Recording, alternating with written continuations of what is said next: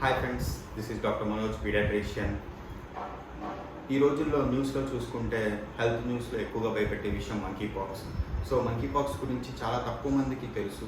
So ఈ monkey pox గురించి ఎక్కడో ఆఫ్రికాలో పుట్టింది, ఇండియాలో వచ్చింది, కేసెస్ అనేది పెరుగుతూ ఉన్నాయి. WHO కూడా గ్లోబల్ హెల్త్ ఎమర్జెన్సీగా డిక్లేర్ చేసింది ఈ డిసీజ్ని. సో ఇండియాలో కూడా వచ్చింది, ఇండియాలో కేరళలో కేసెస్, ఢిల్లీలో కేసు, పట్నాలో కేసు అన్నారు. సో దీని గురించి ఆంధ్రాలో కూడా వచ్చే లోపల దీని మీద మనకి ఒక అవేర్నెస్, అవగాహన తెలియాలి, అందరికీ తెలియాలి దీని గురించి అని చెప్పేసి అనే ఉద్దేశంతో ఈ వీడియో చేయడం జరిగింది. So don't skip the video, please watch it and will go ahead.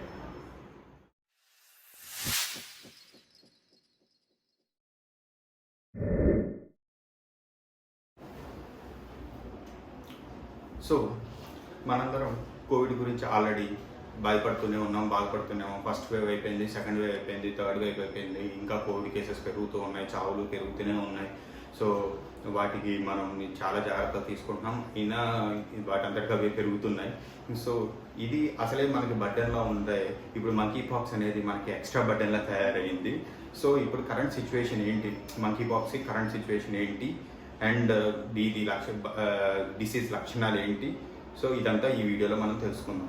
ఇప్పుడు ఈ వీడియోలో మనం డిస్కస్ చేయే పాయింట్స్ ఏంటంటే, అసలు వాట్ ఈజ్ మంకీ పాక్స్, అసలు మంకీ పాక్స్ అంటే ఏంటి, ఎక్కడి నుండి వచ్చింది ఇది, సో మనిషి నుండి మనిషికి ఎలా వ్యాపిస్తుంది, జంతువుల నుండి మనకి ఎలా వ్యాపిస్తుంది, సో ఎలా కనిపెట్టాలి, how to identify this disease, ఇంకా దీని పోలిన డిసీజెస్ ఏమున్నాయి, అసలు ఇది మంకీ పాక్స్ ఏనా లేదంటే వేరే అదర్ డిసీజా, లేదు ఈ మంకీ పాక్స్ అని తెలుసుకున్న తర్వాత కన్ఫర్మ్ చేయడానికి ఏ టెస్టులు ఉన్నాయి, సో టెస్టుల తర్వాత ఏ ట్రీట్మెంట్స్ అవైలబుల్గా ఉన్నాయి, సో ఏవేమి జాగ్రత్తలు మనం తీసుకోవాలి, అట్ సేమ్ టైం ఏ వ్యాక్సిన్ అవైలబుల్గా ఉంది, వీటన్నిటి గురించి మనం తెలుసుకోవాలి, ఈ వీడియోలో తెలుసుకోకపోతున్నాం. So first of all, first question, what is monkeypox and where is it? Monkeypox అనేది మామూలుగా కోవిడ్ లాగా, అది ఎనీ అదర్ వైరల్ డిసీజ్ లాగా జస్ట్ ఇది వైరల్ ఫీవర్. సో ఇది వైరస్ అనేది పాక్స్ వైరస్కి సంబంధించింది. సో దీన్ని మంకీ పాక్స్ అన్నారు. ఎప్పుడో 1958లో ఒక మంకీస్ గ్రూప్లో ఒక డిసీజ్ అనేది కనుక్కున్నారు. ఆ గ్రూప్లో ఆ మంకీస్కి పొక్కులు వచ్చేసి గ్రూపుల్లా లేచి ఫీవర్ వచ్చి చాలా జబ్బును పట్టడం అలాంటివి జరిగింది. సో అప్పుడు ఐసోలేట్ చేసిన వైరస్సే ఈ మంకీ పాక్స్ వైరస్. బట్ ఆ 1958 నుండి 1970 వరకు ఒక్క మనిషికి కూడా ఇప్పటిదాకా అది రాలేదు. So first case, human case అనేది 1970లో ఆఫ్రికాలో అనేది కనుక్కున్నారు ఈ కేసు. సో అప్పటి నుండి మనుషులకి రావడం స్టార్ట్ చేసింది. బట్ మనకు తెలియాల్సింది ఏంటంటే 14 July 2022 this is the date wear the first case got confirmed in India. So ఇండియాలో ఫస్ట్ కన్ఫర్మ్డ్ కేస్ కేరళలో, ఇది 14 జూలై 2022లో జరిగింది. సో ఇండియాకి అయితే అది అడుగుపెట్టింది, ఇండియాలో వ్యాపించడం అయితే మొదలుపెట్టింది. సో ఎంతవరకు ఇది వ్యాపించింది ఏంటి అనేది ఇప్పుడు తెలుసుకుందాం. సో మనం స్క్రీన్ మీద చూసుకుంటే రెడ్ కలర్తో మార్క్ చేసినవన్నీ ఈ మంకీ పాక్స్ గురించి ఎఫెక్ట్ అయిన దేశాలే. అటు America, north America, south America, at same time Africa, China, Australia. మనకి మెయిన్గా తెలుసుకోవాల్సింది ఏంటంటే ఇండియా కూడా ఎఫెక్ట్ అయింది దీనికి. ఇప్పటిదాకా ఇండియాలో వచ్చే సర్కిల్లే 4 కేసెస్ ఉన్నాయి. సో ఆ 4 కేసెస్ కూడా కేరళలోనే 3 కేసులు ఉన్నాయి అండ్ ఢిల్లీలో ఒక కేసు ఉంది. సో ఈ రీసెంట్గా హైదరాబాద్లో ఒక suspect case, Gandhi hospital fever హాస్పిటల్లో అది సస్పెక్ట్ చేశారు. బట్ ఆ శాంపిల్స్ అన్ని వైరాలజీ ల్యాబ్కి పంపించారు. బట్ ఇప్పటికల్లా అది నెగిటివ్ అని తెలిసింది. But we don't know how far it spreads. ఆ తర్వాత పాట్నాలో కూడా ఇప్పుడు సస్పెక్ట్ చేస్తున్నారు ఒక కేసు, దానికి రిపోర్ట్స్ ఇంకా తెలియలేదు. But we should be careful. ఈ అన్ని కోవిడ్ ఉంది, కేసెస్ పెరుగుతున్నాయి, at the same time monkey pox ఉంది, కేసెస్ పెరుగుతున్నాయి. ఈ టైంలో ముందే జాగ్రత్త తీసుకుంటే మంచిదని చెప్పేసి WHO గ్లోబల్ హెల్త్ ఎమర్జెన్సీగా ఈ డిసీజ్ని ప్రకటించింది. సో ఇది global health emergency. So we should be very careful. ఇక మంకీ పాక్స్ విషయానికి వస్తే అదొక స్మాల్ పాక్స్ వైరస్ లాంటిది. సో సేమ్ ఫ్యామిలీకి చెందినవి, దాన్నే పాక్స్ విరిడే ఫ్యామిలీ అంటారు. ఏంటంటే పాక్స్ అంటే జస్ట్ కురుపుల్ వ్యాధి అన్నట్టు లెక్క, పాక్స్ విరిడే అంటే అలాంటి వ్యాధి కాజ్ చేసే వైరస్ అని. ఇది DNA వైరస్. ఇది ఏ జంతువుల్ని ఎఫెక్ట్ చేస్తుంది అంటే వచ్చేసరికి వెళ్ళే స్క్వెరల్, అంటే ఆఫ్రికన్ స్క్వెరల్, అదే ఉడతలు, అది కూడా ఆఫ్రికా జాతికి చెందిన ఉడతలు, అట్ ద సేమ్ టైం ఎలుకలు, at the same time monkeys. So ఈ 3 జంతువుల్ని ఇది ఎఫెక్ట్ చేస్తుంది. ఇలాంటి ఎప్పుడైతే ఎఫెక్టెడ్ జంతువు వచ్చి మనల్ని గీకినా, కరిచినా, వాటి లాలాజలం వచ్చి మనకి కలిసిన బ్లడ్ వచ్చి తాకిన మనకి ఎఫెక్ట్ అవుతుంది, మనుషులకి ఎఫెక్ట్ అవుతుంది. ఆ మనుషుల నుండి మనుషులకి ఎలా వస్తుంది అంటే ఎయిదర్ రెస్పిరేటరీ ప్రాబ్లమ్, అంటే రెస్పిరేటరీ డ్రాప్లెట్స్ అంటారు. అంటే మనం దగ్గిన తుమ్మిన సర్టెన్ ఏరియా వరకు మన లిక్విడ్ పార్టికల్స్ అనేది స్ప్రెడ్ అవుతాయి. ఆ స్ప్రెడ్ అయ్యే పార్టికల్స్ ఎవరన్నా ఉంటే వాళ్ళకి ఎఫెక్ట్ అవుతుంది. అట్ ద సేమ్ టైం కురుపులు అనేది ముట్టుకున్నప్పుడు కానీ ఆ పక్కన వాళ్ళకి తగిలినప్పుడు కానీ అలాంటిది అవుతూ ఉంటుంది. సో మన క్లాత్స్ వేరే వాళ్ళు షేర్ చేసుకున్నా, మన బెడ్షీట్స్ కానీ మన వస్తువులు వేరే వాళ్ళు షేర్ చేసుకున్నా కానీ ఇది వచ్చే పక్కన వాళ్ళకి సోకే అవకాశం ఉంది. మెయిన్గా ఒక్కసారి వైరస్ అనేది బాడీలో ఎంటర్ అయిన తర్వాత ఫస్ట్ సిమ్టమ్స్ వచ్చేసరికి అది 6 to 13 days, అంటే దాదాపుగా 1 వారం నుండి 2 వారాల లోపల సిమ్టమ్స్ అనేది బయటపడతాయి. సో అది చాలా లాంగ్ గ్యాప్. సో మనం కొద్దిగా జాగ్రత్తగా ఉండాలి. సో వారం ముందు ఏం జరిగిందో మనకి గుర్తుండదు. సో మనం ముందే జాగ్రత్తగా ఉండాలి. సో సెకండ్ క్వశ్చన్ వచ్చేసరికి how to identify the disease. ఈ డిసీజ్ని మనం ఎలా కనిపెట్టగలం, ఈ మంకీ పాక్స్ అని ఎలా చెప్పగలం. సో WHO వచ్చేసరికి దీనికి కొంతమంది చూసి మంకీ పాక్స్ అంటారు, కొంతమంది చూసి మంకీ పాక్స్ కాదంటారు. So WHO clear cut definitions అయితే ఇచ్చింది ఎవరిని సస్పెక్ట్ చేయాలి అని. సో సస్పెక్ట్ చేసే కేటగిరీలో ఉన్న వాళ్ళు ఎవరంటే ఎనీ ఏజ్, ఇప్పుడు పిల్లలు అవ్వచ్చు, పెద్దోళ్ళు అవ్వచ్చు, ముసలోళ్ళు అవ్వచ్చు, ఎవరైనా సరే లాస్ట్ 1 monthలో అంటే లాస్ట్ 21 daysలో ఎక్కడైనా affected area, monkey pox affected ఏరియాకి వెళ్ళి అక్కడ నుండి తిరిగి వచ్చి వాళ్ళకి ఒంటి మీద మచ్చలు వచ్చినప్పుడు మనం సస్పెక్ట్ చేయాలి. వాటితో పాటు ఈ 5 లక్షణాలు, ఈ 5 లక్షణాలు అంటే ఎయిదర్ ఫీవర్ ఉండాలి వాళ్ళకి, ఫీవర్ కానీ మెడ మీద గడ్డలు కట్టడం కానీ, సివియర్గా హెడేక్, సివియర్ తలనొప్పి, బాడీ పెయిన్స్, ఒళ్ళంతా నొప్పులు, చాలా వీక్గా ఉంటారు. ఈ 5 లక్షణాల్లో ఏదో ఒక లక్షణం ఉండి ఒంటి మీద కురుపులు ఉండి వాళ్ళు 21 రోజుల లోపల అంటే 4 రోజుల లోపల ఎఫెక్టెడ్ ఏరియాస్కి వెళ్ళి వచ్చినప్పుడు మనం సస్పెక్ట్ చేయాల్సి ఉంటుంది. వాళ్ళని ఐసోలేట్ చేసి వాళ్ళ టెస్టులు అది పంపించాల్సి ఉంటుంది. ఇంకొకటి దీని తాలూకా ఈ డిసీజ్ లక్షణాలు వచ్చేసరికి ఏంటంటే ఇది సెల్ఫ్ లిమిటింగ్ డిసీజ్ అంటారు. సెల్ఫ్ లిమిటింగ్ అంటే మీనింగ్ ఏంటంటే అది వస్తుంది, దానంతటికి అదే వెళ్ళిపోద్ది, బట్ ఎఫెక్ట్ మాత్రం చాలా సివియర్గా ఉంటుంది. ఈ సిమ్టమ్స్ అనేది చాలా లాంగ్ గ్యాప్. చాలా లాంగ్ అంటే ఏంటంటే కనీసం 2 to 4 weeks వరకు సిమ్టమ్స్ మనం భరించాల్సి ఉంటుంది ఈ డిసీజ్ ఒకసారి వచ్చిన తర్వాత. అండ్ మోర్ ఓవర్ మనం తెలుసుకోవాల్సింది ఏంటంటే ఫెటాలిటీ అంటే అరౌండ్ 3 to 6% అంది. అంటే 100లో 3 నుండి 6 చనిపోతున్నారు ఈ డిసీజ్లో. ఈ డిసీజ్ ఇప్పటిదాకా వచ్చిన రీసెర్చ్ ప్రకారం 100 మందిలో 6 పోతున్నారు. సో ఇంకా ఎక్కువే ఉంది, ఇంకా చిన్నపిల్లలు, ఇంకా రీసెర్చ్ అనేది ఇంకా జరగాలి. సో ఇంకా జరుగుతూనే ఉన్నాయి. సో చిన్నపిల్లలు దీనికంటే ఎక్కువే ఉంది. సో ఈ డిసీజ్ వచ్చేసరికి 2 phases వస్తుంది. ఒకటి ఏంటంటే ప్రోడ్రోమ్ అనేది, ఇంకోటి ఏంటంటే ర్యాష్ అనేది. ప్రోడ్రోమ్ అంటే మనకి డిసీజ్ వచ్చింది అని సూచనలు ఇవ్వడం అనమాట. ర్యాష్ అంటే ఒంటి మీద కురుపులు రావడం. సో ప్రోడ్రోమ్ వచ్చేసరికి ఈ ప్రోడ్రోమ్ అంటే ఏంటంటే ఫస్ట్ 5 days ఏంటంటే మనకి డిసీజ్ వచ్చిన ఫస్ట్ 5 daysలో మనకి ఇది తెలుస్తుంది. ఆ ఫస్ట్ 5 days ఎలా తెలుస్తుంది అంటే నెంబర్ 1 ఫీవర్, సివియర్ ఫీవర్ ఉంటుంది, more than 100.4 degrees Fahrenheit ఉంటుంది. ఐదర్ 101 ఉండొచ్చు, 102 Fahrenheit ఉండొచ్చు, 103 Fahrenheit ఉండొచ్చు, బట్ సివియర్ ఫీవర్ అయితే ఉంటుంది. ఇంకొకటి మెడ మీద గడ్డలు కట్టడం, అది మీకు ముట్టుకుంటే తెలుస్తూ ఉంటుంది, స్వెల్లింగ్ ఒకటి వచ్చింది, ఒక గడ్డ ఒకటి కట్టింది. కొంతమందికి ఏంటంటే మెడ మీద కాకపోయినా వేరే చోట అంటే చెవి వెనకాల, జా దగ్గర, ఇంకొకటి సంకల్లో, గజ్జల్లో, వీటిల్లో అలా గడ్డలు కట్టడం అనేది చూసుకుంటూ ఉండాలి మనం. అట్ ద సేమ్ టైం మూడోది ఏంటంటే సివియర్ తలనొప్పి, సివియర్గా చాలా సివియర్గా వస్తుంది తలనొప్పి. అండ్ మనకి బాడీ పెయిన్స్ కూడా చాలా సివియర్గా ఉంటాయి, మనకి వణుకులు వస్తూ ఉంటాయి, at the same time sweating వస్తూ ఉంటుంది, అండ్ గొంతు నొప్పి, దగ్గు. ఇవన్నీ ప్రోడ్రోమ్ అనమాట. అంటే డిసీజ్ మనకు వచ్చింది అని చెప్పే సూచనలు. ఇది 5 days, ఫస్ట్ 5 days ఉంటాయి. ఆ తర్వాత సెకండ్ వచ్చేసరికి ర్యాష్. ఈ ర్యాష్ అంటే ఏంటంటే ఈ ర్యాష్ అనేది చాలా డీప్ సీటెడ్. అంటే ఫస్ట్ ఇది స్టార్ట్ అయ్యేది జ్వరం వచ్చిన తర్వాత 1 to 3 daysలో ర్యాష్ అనేది స్టార్ట్ అయిపోతుంది. సో ఫీవర్ వస్తుంది, ఫీవర్ తర్వాత 3 daysలో ర్యాష్ స్టార్ట్ అవుతుంది. బట్ ఈ ర్యాష్ ఒకసారి వస్తే కనీసం 2 వారాల నుండి 6 వారాల వరకు ఉంటుంది. ఈ లోపలైతే పోదు. అండ్ ఇది చాలా స్పెసిఫిక్గా ఏంటంటే డీప్గా ఉంటుంది ర్యాష్ అనేది. పైపైన సూపర్ఫిషియల్గా తీస్తే పోయేది కాదు, చాలా డీప్గా ఉంటుంది ర్యాష్. అండ్ పైన చొట్టపట్టం అనేది మనం గమనిస్తాం.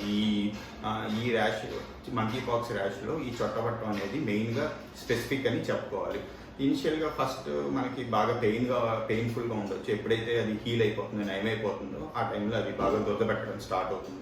ఇది ర్యాష్ యొక్క లక్షణాలు. ఇంకొకటి ర్యాష్ ఎలా స్టార్ట్ అయ్యి ఎలా ఎండ్ అవుతుందో ఇప్పుడు మనం చూద్దాం.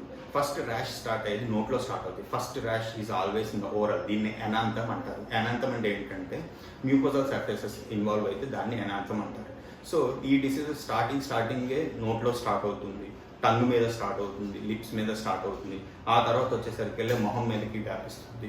ఆ మొహం మీద కూడా పొక్కుల్లాగా వస్తూ ఉంటాయి.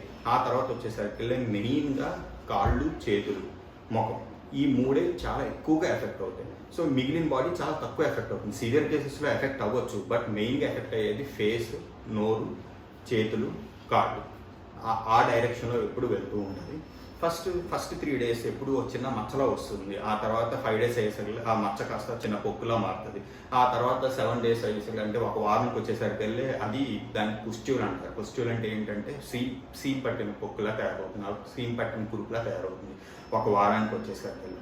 వారం తర్వాత నెక్స్ట్ వీక్ వచ్చేసరికి చొట్టబడి, దీన్నే అంబలికేషన్ అంటారు. అంబలికేషన్ అంటే ఏంటంటే చొట్టబడి, మీరు బొమ్మను చూసినట్టు అది చిన్న చొట్టబడినట్టు ఉంటుంది.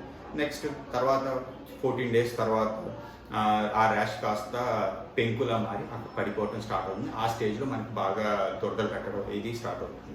సో ఇది కనీసం 2 వారాల నుండి 4 వారాల వరకు ఈ ర్యాష్ అనేది మన బాడీ మీద ఎఫెక్ట్ అవ్వడం జరుగుతుంది. ఆ తర్వాత ఈ డిసీజ్ని పోలిన డిసీజెస్ ఇంకేమైనా ఉన్నాయా అని తెలుసుకునే టైంలో ఈ డిసీజ్ని పోలిన డిసీజెస్ ఏంటంటే, దీని మంకీ పాక్స్ లాగా ఉంది కానీ మంకీ పాక్స్ కాదు అనుకునే డిసీజెస్ ఏంటో చూద్దాం. ఫస్ట్ డిసీజ్ ఏంటంటే చికెన్ పాక్స్ అంటారు. వారిసెల్లా జోస్టర్ వైరస్ నుండి వచ్చింది ఇది. దీన్నే తెలుగులో పొంగు అంటారు. పొంగు అంటే ఏంటంటే అది కూడా ఒక వైరస్, బట్ దీనికి ఉన్న లక్షణం ఏంటంటే ఫస్ట్ ఫేస్ ఇన్వాల్వ్ అవ్వదు, ఫస్ట్ బాడీ ఇన్వాల్వ్ అవుతుంది. ఛాతీ, వీపు ఇవి ఇన్వాల్వ్ అవుతాయి. మెయిన్గా అది ఫేస్ అనేది చాలా లేట్గా ఇన్వాల్వ్ అవుతుంది. కానీ మనం మంకీ పాక్స్ వచ్చేసరికి వెళ్ళి ఫేస్ ఇన్వాల్వ్ అవుతుంది. అట్ సేమ్ టైం రెండోది ఏంటంటే హ్యాండ్ ఫుట్ మౌత్ డిసీజ్ అంటారు. ఇది కాక్సాకీ వైరస్ నుండి వచ్చిన డిసీజ్. ఈ హ్యాండ్ ఫుట్ మౌత్ డిసీజ్ లక్షణం ఏంటంటే మెయిన్గా చేతులు, కాళ్ళు, నోరు ఇన్వాల్వ్ అవుతాయి దీనికి కూడా. కాకపోతే ఇది మంకీ పాక్స్ నుండి ఎలా డిఫరెన్షియేట్ చేయాలి అంటే, మంకీ పాక్స్ లీషన్స్ అంటే ర్యాష్ చాలా పెద్దగా, కురుపులు చాలా పెద్దగా ఉంటాయి, సొట్టబడినట్టు ఉంటాయి. కానీ హ్యాండ్ ఫుట్ మౌత్కి వచ్చేసరికి వెళ్ళి ఈ కురుపులన్నీ చిన్నగా ఉంటాయి, చాలా పెయిన్ఫుల్గా ఉంటాయి, చాలా రెడ్గా ఉంటాయి, చిన్నగా ఉంటాయి. అది గుర్తుపెట్టుకోండి. బట్ చిన్నగా ఉంటే అది హ్యాండ్ ఫుట్ మౌత్ డిసీజ్. ఇంకొకటి ఏంటంటే హ్యాండ్ ఫుట్ మౌత్ డిసీజ్ 3 daysలో సెట్ అయిపోతుంది, 3 daysలో క్లియర్ అయిపోతుంది, 3 to 4 daysలో. బట్ అదే మంకీ పాక్స్ అయితే చాలా రోజులు పడుతుంది, 2 to 4 weeks పడుతుంది. అట్ ద సేమ్ టైం ఇంకో 2 డిసీజెస్ మనం తెలుసుకోవాల్సిన ఏంటంటే herpes infection and molluscum contagiosum. ఈ 2 కూడా మంకీ పాక్స్ని పోలి ఉంటాయి. సో దానికైతే మనం టెస్ట్ చేసి కన్ఫర్మ్ చేసుకుంటే బెటర్. ఇప్పుడు మంకీ పాక్స్ని పోలి ఉన్న డిసీజెస్ అని తెలుసుకోవడానికి మనం టెస్ట్లు అయితే చేసుకోవాల్సి ఉంటుంది. సో ఎవరికి టెస్ట్ చేయాలి? ఫస్ట్ ఆ టెస్ట్ చేసే ఒక కేటగిరీస్లో 2 ఉన్నారు. ఎయిదర్ మనం ఇప్పుడు ఎఫెక్ట్ అయిన వాడు, ఎఫెక్ట్ అవ్వని వాడు. ఇప్పుడు ఎవడన్నా వెళ్ళి ఒక వ్యక్తి ఉన్నాడు, ఏదో దేశం వెళ్ళి వచ్చారు, అక్కడ మంకీ పాక్స్ కేసు అని, బట్ ఇప్పటిదాకా తనైతే ఎఫెక్ట్ అవ్వాలి, అతన్ని అసిమ్టమాటిక్ అంటారు. సో ఇంకొకటి ఏంటంటే అతనికి ఆల్రెడీ లక్షణాలు వచ్చినాయి, జ్వరం ఉంది, మెడ మీద గడ్డ ఉంది, సివియర్ బాడీ పెయిన్స్ ఉన్నాయి, సివియర్ వీక్గా ఉన్నాడు. సో అలాంటి ర్యాష్, కురుపులు వచ్చినాయి, దాన్ని సిమ్టమాటిక్ అంటారు.